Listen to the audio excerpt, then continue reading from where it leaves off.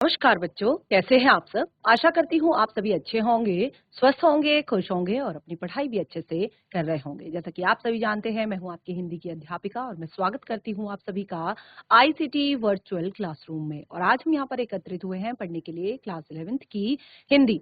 Class 11th की हिंदी में हम पढ़ रहे हैं यहाँ पर हमारी आरोह पाठ्य पुस्तिका भाग 1 के गद्य खंड का फर्स्ट चैप्टर, जिसका नाम है नमक का दरोगा। और ये कहानी लिखी गई है मुंशी प्रेमचंद्र जी द्वारा। तो अपने इस चैप्टर को हम अपने लास्ट 2-3 सेशंस पहले ही जो है स्टार्ट कर चुके हैं और काफ़ी सारी इंटरेस्टिंग चीज़ें हमने इस चैप्टर में अभी तक पढ़ी हैं और आगे भी ये चैप्टर काफ़ी ज़्यादा इंटरेस्टिंग होने वाला है और काफ़ी सारी सीख भी हमें देगा। और जैसे मैंने आपको बताया कि परीक्षाओं की दृष्टि से भी महत्वपूर्ण है, तो चैप्टर को अगर आप अच्छे से केवल रीड कर लेंगे, तो फिर आप आसानी से अपनी परीक्षाओं में इस पाठ से संबंधित प्रश्नों के उत्तर दे सकते हैं। तो हम चलते हैं स्मार्ट बोर्ड की तरफ, कंटिन्यू करते हैं अपने उस चैप्टर को और समझते हैं आगे क्या कुछ होता है वहां पर वंशीधर जी के साथ और इस चैप्टर में। तो सभी बच्चे ध्यान पूर्वक पढ़ेंगे, साथ ही समझने का प्रयास भी करेंगे। तो देखिए, जैसे मैंने आपको बताया कि ये हमारा चैप्टर है नमक का दरोगा और हमारी बुक है आरोह पाठ्य पुस्तिका भाग 1, जिसके गद्य खंड का फर्स्ट चैप्टर हम यहाँ ले रहे हैं। लिखा गया है प्रेमचंद्र जी द्वारा। तो इसको हमने लास्ट 2-3 सेशन पहले ही स्टार्ट कर दिया है और यहाँ पर हमने प्रेमचंद्र जी के बारे में भी पढ़ा और उनके जीवन परिचय को हमने पढ़ा और साथ ही हमने यहाँ पर जो कहानी है उसके प्रमुख पात्रों के विषय में जाना, कहानी के भाव को जाना, कहानी के सार को जाना और फिर हमने शुरू की अपनी कहानी जो थी नमक का दरोगा, जिसमें हमने बताया कि ये आजादी से पहले की कहानी है। नमक का विभाग जब नया नया बना हुआ था और उस टाइम पे उस पे ऊपरी कमाई बहुत ज्यादा होती थी, तो बहुत सारे बड़े बड़े पदों के जो लोग थे वो भी जो है एक्साइटेड रहते थे, यानी कि वकील से लेकर पटवारीगिरी से लेकर या बहुत सारी चीजें छोड़कर लोग इस विभाग में आना चाहते थे। तो सबसे पहले हमने इसके बारे में बताया और फिर कहानी जाती है बंशीधर जी के पास और बंशीधर जी जो है वो बहुत ही एक सीधे साधे सरल व्यक्ति हैं और उनका उस टाइम पे जो होता था, जैसे मैंने आपको बताया कि नमक विभाग में जो दरोगा पद के लिए एक तरह से लोग जाना चाहते थे, तो वहां पे कोई खास ऐसी एजुकेशन की वहां पर जरूरत नहीं होती थी क्योंकि फारसी का बोला वाला था, फारसी भाषा का बोला वाला था। तो उस टाइम पे जो है फारसी भाषा से जिसने फारसी की प्रेम कथाएं, उसमें श्रृंगार रस या उसकी और भी कहानियां जो है पढ़ी होती थी, वो विद्वान माना जाता था और उनको नौकरी पर रख लिया जाता था। तो बंशीधर जी भी अब अपने घर से नौकरी की तलाश में निकल रहे हैं और नौकरी की तलाश में जब वो निकल रहे हैं तो उनके पिताजी ने उन्हें बहुत सारी सलाहें दी है। किस तरह की सलाहें दी है जो आपने देखा यहाँ पर, सबसे पहले तो वो अपने घर की जो दुर्दशा है उससे परिचित करवाते हैं। कहते हैं कि ऋण के बोझ से हम दबे हुए हैं, जो हमारी बेटियां हैं, लड़कियां हैं, घास फूस की तरह बढ़ती चली जा रही हैं, मैं खुद कगारे का वृक्ष हो रहा हूँ। और फिर उन्होंने बताया कि अगर नौकरी ढूंढने जा रहे हो तो नौकरी में ओहदे से ज्यादा ऊपरी कमाई जो होती है उस पर ध्यान देना, यानी कि पद पर ध्यान मत देना कि आपको फर्स्ट ग्रेड मिला है, सी ग्रेड मिला है, डी ग्रेड मिला है। इस तरह की चीजें मत देखना, देखना कि ऊपरी कमाई कहाँ पर होती है, क्योंकि ऊपरी कमाई की उन्होंने बहुत अच्छी यहाँ पर व्याख्या की है। उन्होंने बताया कि ऊपरी जो आय होती है वो तो एक तरह से पीर की मझार होती है, लेकिन जो ऊपरी आय होती है वो होता है चढ़ावा। ठीक है ना, जो चढ़ावा चढ़ाया जाता है, जो चादर चढ़ाई जाती है मजार पर। और उन्होंने बताया जो आपका सैलरी होती है वो पूर्णमासी का चांद होता है, लेकिन जो आपका ऊपरी आय होती है वो एक बहता हुआ स्रोत होता है और उसी से बरकत होती है। तो इस तरह से उन्होंने बहुत सारी चीजें समझाई और उसके बाद आशीर्वाद दिया और वो घर से विदा हुए।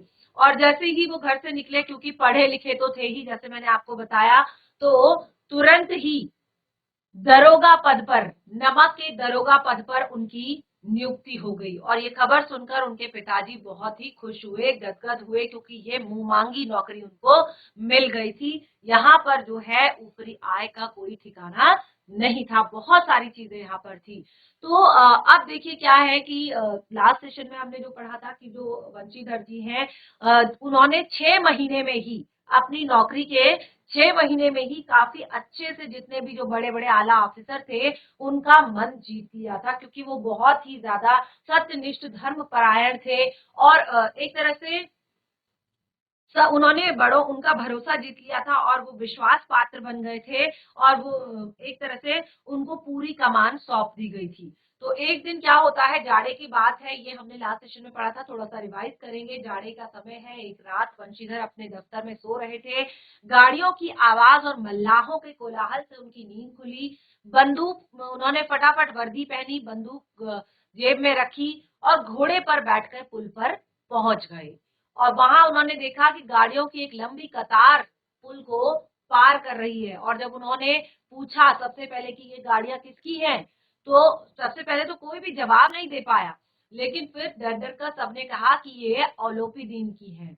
और उन्होंने जब औलोपी दीन जी के बारे में जाना तो उनका परिचय हुआ कि औलोपी दीन जो है इस इलाके के सबसे प्रतिष्ठित जमींदार हैं और एक तरह से बड़े से लेकर छोटा लाखों का व्यापार है उनका। जो लोगों को कर्ज देने का होता है ना, चाहे बड़े व्यक्ति से लेकर छोटे व्यक्ति तक को, सबको वो क्या कर्ज देते हैं।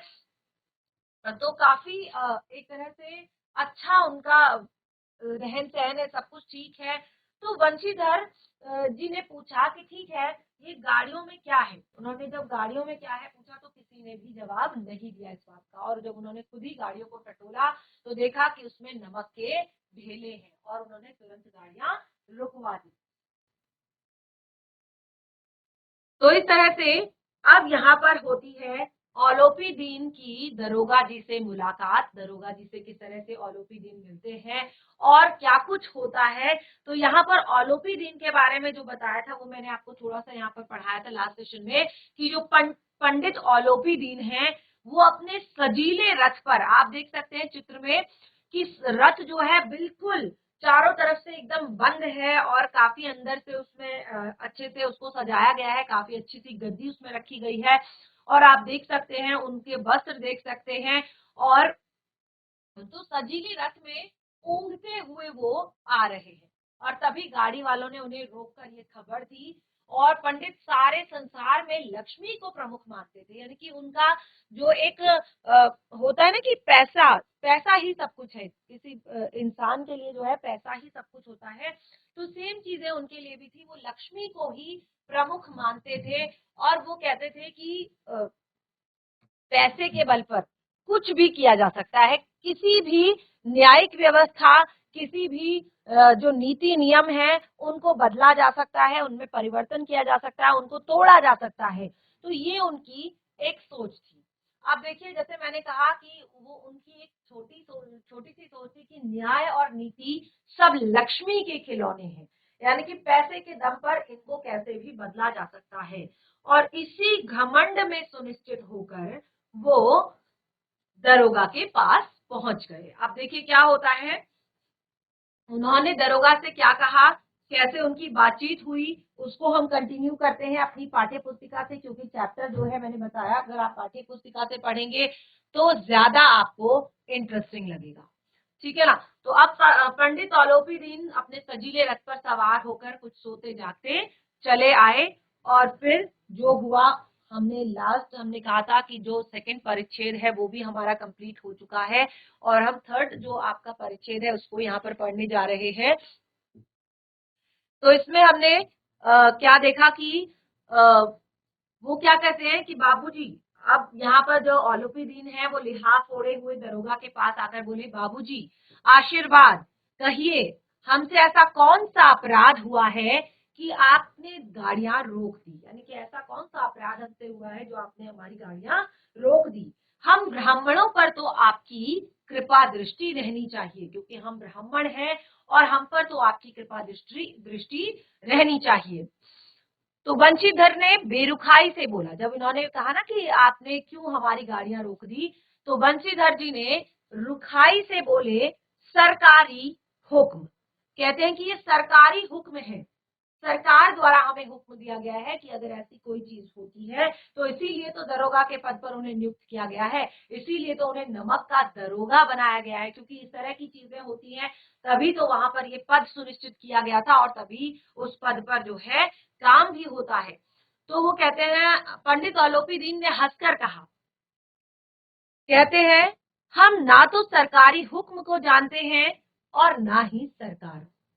पंडित जो औलोपी दीन है उन्होंने हंसते हुए कहा कि हम ना तो सरकार को जानते हैं और ना ही सरकारी हुक्म को, क्योंकि हमारी सरकार तो आप ही है। अब देखिए मैंने क्या कहा था कि उनका जो है एक ही उनके मन में विश्वास है कि लक्ष्मी के दम पर जो न्याय और नीति है ये सब लक्ष्मी माता के खिलौने हैं, यानी कि इंसान जो है पैसे के लिए न्याय व्यवस्था जो है उसको भी एक तरह से क्या कर देता है, उसको भी पीछे छोड़ देता है, उसको भी दूर कर देता है। तो यहाँ पर उन्होंने कहा हमारे सरकार तो आप ही हैं और हमारा और आपका तो घर का मामला है, हम आपसे कभी बाहर हो सकते हैं।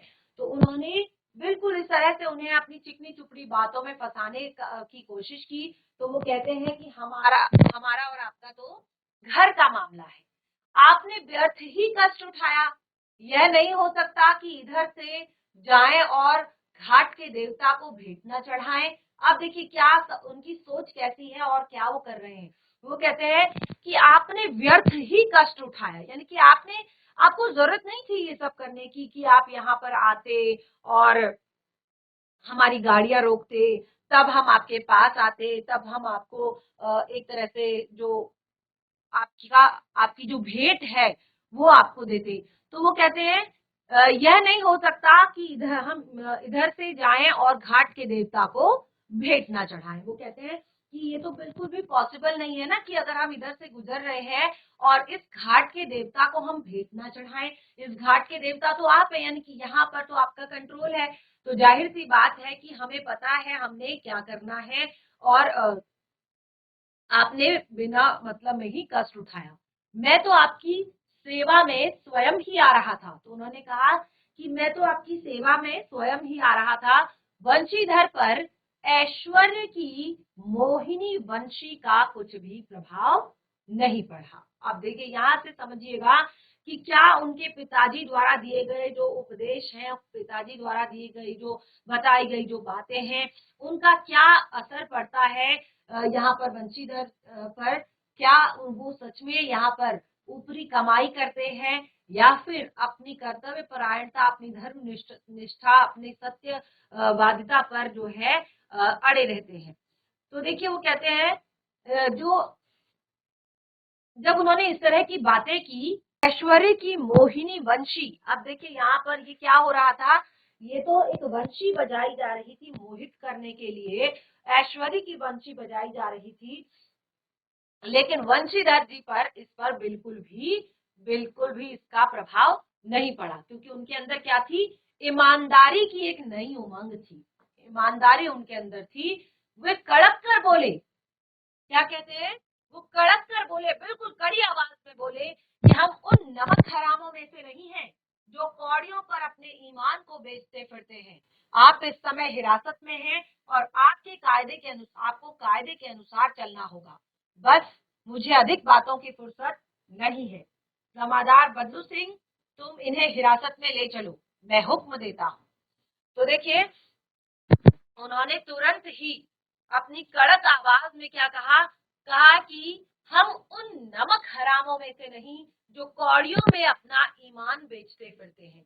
यानी कि नमक हराम, यानी कि जो एक सरकारी जो तुम्हें सैलरी मिल रही है, जो तुम अपना एक तरह से जो तुम्हारा पद है, जो तुम्हारी प्रतिष्ठा है, जिसके बल पर तुम आज यहाँ पर हो और लोग तुम्हारी इतनी रिस्पेक्ट कर रहे हैं और तुम्हें उस चीज की तनख्वाह भी मिल रही है, तो तुम उन्हीं के साथ नमक हरामी कर रहे हो। यानी कि जो जिस पद पर तुम्हें बिठाया गया है, जो तुम्हें जिम्मेदारी दी गई है, उस जिम्मेदारी से तुम मुंह मोड़ रहे हो।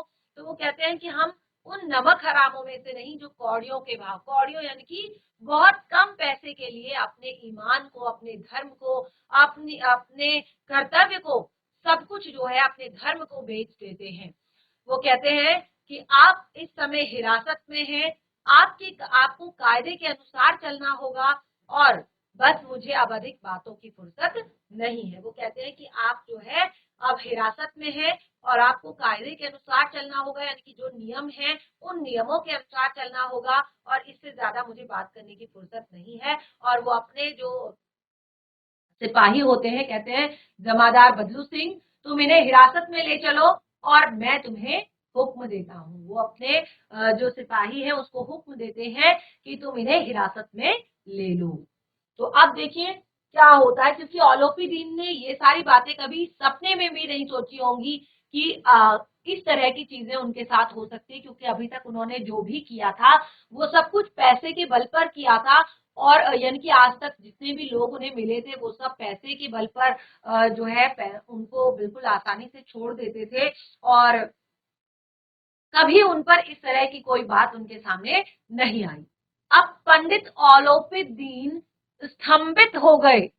पंडित औलोपी दीन जो है स्तंभित हो गए। स्तंभित यानी कि स्तंभ का अर्थ क्या होता है, जो खंबा होता है, बिल्कुल जड़ हो जाना। यानी कि वो बिल्कुल स्तंभित हो गए, एकदम जड़ हो गए, सुन्न हो गए कि ऐसा कैसे हो सकता है, मतलब कोई इंसान जो है ऐसा कैसे कह सकता है, ठीक है ना। क्योंकि आज ये चीज तो फिक्स थी कि लोग यहाँ पर नौकरी ही इसलिए करना चाहते थे इस पद पर कि यहाँ पर मोटा पैसा आता था, काला धन आता था और इस तरह की चीजें, रिश्वत जो है होती थी, ऊपरी कमाई जो बहुत अच्छी होती थी। लेकिन आज तक जो है पंडित औलोपी दीन का काफी अच्छे से इस तरह से व्यापार चल रहा था, लेकिन आज पहली बार उनके साथ ऐसा हुआ था तो वो स्तंभित हो गए, बिल्कुल जो है उनको समझ नहीं आया कि क्या हुआ। गाड़ी वानों में हलचल मच गई, जो गाड़ी वान थे उनके जो गाड़ी वाले थे उनमें हलचल मच गई। पंडित जी के जीवन में कदाचित यह पहला अवसर था कि पंडित जी को ऐसी कठोर बातें सुननी पड़ी थी, क्योंकि देखिए आज तक उनके पास काफी पैसा था, उन्होंने ही हमेशा जीवन भर लोगों को डराया था, लोगों को धमकाया था, लोगों को वार्निंग दी थी, लोगों को पैसों के बल पर खरीदा था, सच्चाई को, ईमानदारी को और कायदे कानूनों को, कानून व्यवस्था को उन्होंने अपने पैसे के बल पर जो है बदला था। लेकिन पहली बार ऐसा हुआ था कि उन्हें किसी से ऐसी कठोर बातें सुनने को मिली। अब देखिए बदलू सिंह आगे बढ़ा, जो बदलू सिंह था वो उन्हें अरेस्ट करने के लिए आगे बढ़ा, किंतु रौब के मारे यह साहस ना हुआ कि उनका हाथ पकड़ सके, क्योंकि औलोपी दीन जो है उनके अंदर इतना रौब था, इतना घमंड था, इतनी अकड़ थी कि जो बदलू सिंह था उसकी हिम्मत नहीं हुई कि वो औलोपी दीन का हाथ पकड़े जाकर और उनको हथकड़ी पहनाए। पंडित जी ने धर्म को धन का ऐसा अनादर करते हुए कभी नहीं देखा था। देखिए मैंने शुरुआत में ही बताया था आपको कि ये कहानी जो है वो धन पर धर्म की जीत है, ठीक है ना, धन पर धर्म की जीत है। तो उन्होंने कभी भी ऐसा निरादर जो है धन का नहीं देखा था। तो विचार आया कि अभी यह उद्दंड लड़का है, अभी उनको फिर तुरंत विचार आया कि ये लड़का अभी जो है नया नया है। देखिए जो नई नई जॉब जब लगी रहती है तो इंसान के अंदर बहुत ज्यादा एक जोश उत्साह होता है अपने काम के प्रति। तो उनको लगा कि ये अभी नया नया लड़का है, उद्दंड लड़का है और माया मोह के जाल में ये शायद अभी तक मौका नहीं मिला कि किसी ने इसको सामने से ऑफर किया हो कि आप मतलब पैसे ले लीजिए या मतलब जो होता है। तो वो कहते हैं कि माया मोह के जाल में ये अभी नहीं फंसा है, अल्हड़ है, झिझकता है।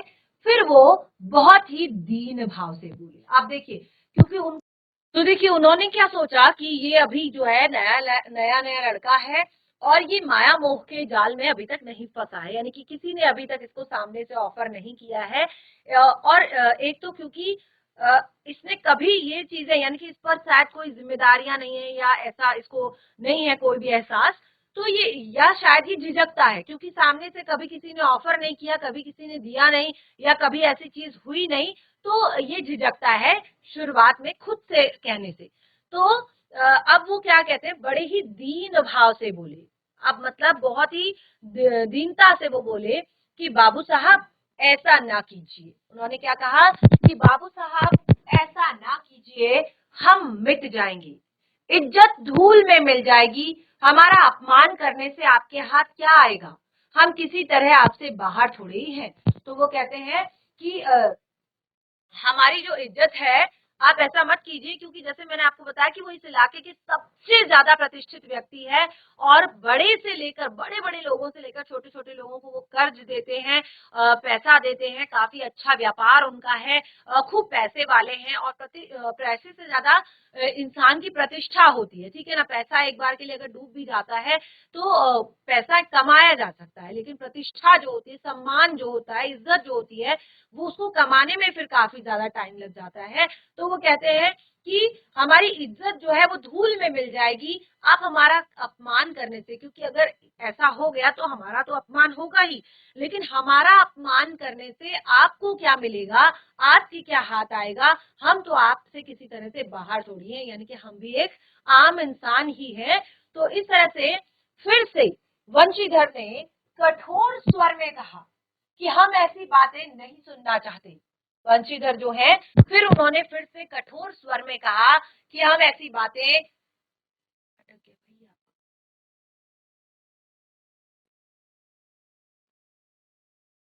तो वंशीधर ने कठोर स्वर में कहा कि हम आपकी ऐसी बातें नहीं सुनना चाहते हैं। तो औलोपीदीन ने जिस सहारे को चट्टान समझ रखा था वह पैरों के नीचे से खिसकता हुआ मालूम हुआ। अच्छा, किस सहारे को चट्टान समझा था, कोई बता सकता है? अभी तक मैंने यहाँ पर काफी अच्छे से आपको एक्सप्लेन किया। किस सहारे को उन्होंने चट्टान समझा हुआ था? उन्होंने पैसे को चट्टान समझा हुआ था, क्योंकि वो कहते हैं कि जो न्याय व्यवस्था है, जो नीतियां हैं, ये सब लक्ष्मी माँ के खिलौने हैं। यानी कि अगर लक्ष्मी माँ चाहे, अगर पैसा हो, पैसे के बूते पर इन सब चीजों को अपने तरीके से खेलाया जा सकता है, अपने तरीके से नचाया जा सकता है, अपने तरीके से इसमें फेरबदल किया जा सकता है, फिर चाहे वो न्यायिक व्यवस्था हो, फिर चाहे वो कोई नीतियां हो। तो यहाँ पर उनका जो ये सबसे बड़ा मतलब, उनको लगता था कि आज तक दुनिया में शायद ऐसा कोई पैदा ही नहीं हुआ कि जिसको पैसे की जरूरत ना हो, जिसको पैसे की गर्ज ना हो, और ऊपर से कि इतना सारा पैसा और इस तरह से। तो उनको लगता था कि इससे कुछ भी किया जा सकता है, पैसे के मदद से कुछ भी किया जा सकता है। तो वो जिस सहारे को चट्टान समझ रहे थे, पैसे का जो सहारा उन्हें था, जिसको वो चट्टान समझ रहे थे, अब वो उनके पैरों से खिसकता हुआ मालूम हुआ। मतलब उनको लगा कि अब यहाँ पर दाल गलने वाली नहीं है।